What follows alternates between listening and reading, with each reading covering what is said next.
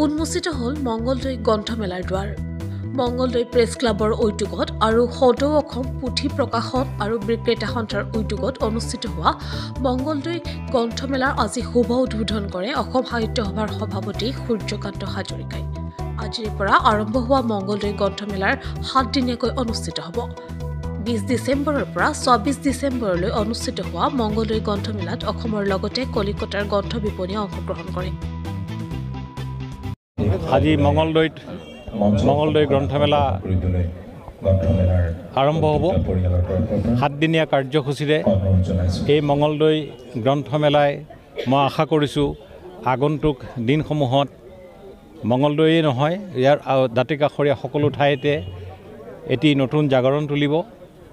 ইতিমধ্যে এই গ্ৰন্থমেলা উপলক্ষে আমি গম পোৱা মতে ভালেমান কেইখন গ্ৰন্থ ইয়াত উন্মোচিত হ'ব আৰু বহু সংখ্যক লেখক পাঠক আৰু বিভিন্নজন বিদ্যায়তনিক জগতৰ লগত জড়িত মানুহ ইয়াত সমাবেত হ'ব। বিভিন্ন ধৰণৰ বিদ্যায়তনিক আলোচনা হ'ব।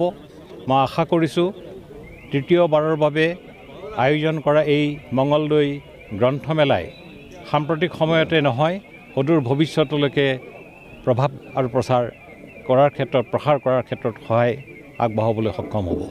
মই এই গ্ৰন্থমেলাৰ সৰ্বতো প্ৰকাৰে ইয়াৰ সাফল্য কামনা কৰিছোঁ।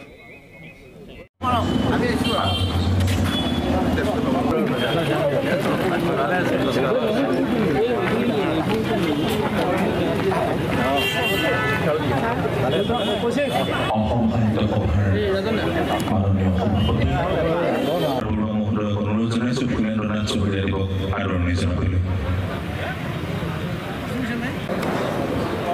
আমি মঞ্চলৈ আহ্বান জনাইছোঁ অসম মহিলা আয়োগৰ সন্মানীয় উপাধ্যক্ষৰ মনোনয়ন।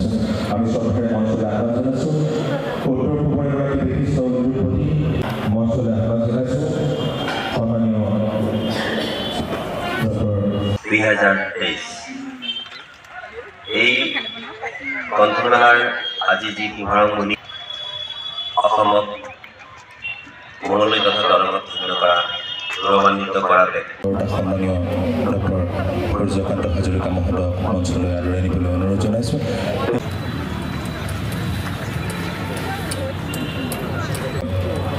আজিৰ সভাৰ প্ৰাক মুহূৰ্তত আদৰণি জনাবলৈ অনুৰোধ জনাইছোঁ।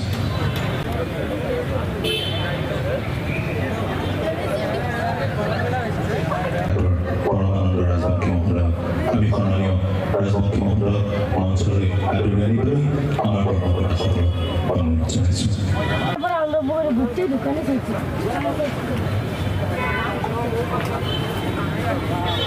সন্মানীয় শ্ৰী ৰাজেন্দ্ৰনাথ হাজৰিকা মহোদয়ৰ নিৰ্দেশ মৰ্মে আমি মঞ্চলৈ সবিনয় আহ্বান জনাইছোঁ অসম সাহিত্য সভাৰ প্ৰাক্তন সভাপতি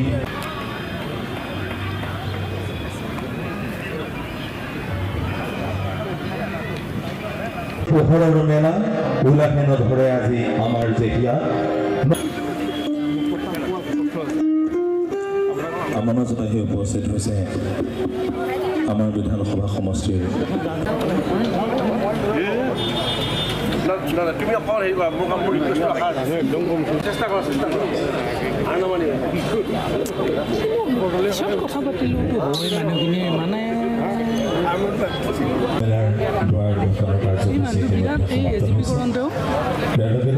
পোহৰৰ মেলা উলাহে নধৰে আজি আমাৰ যেতিয়া আৰম্ভ কৰিবলৈ আগবাঢ়িছোঁ এই গীতটি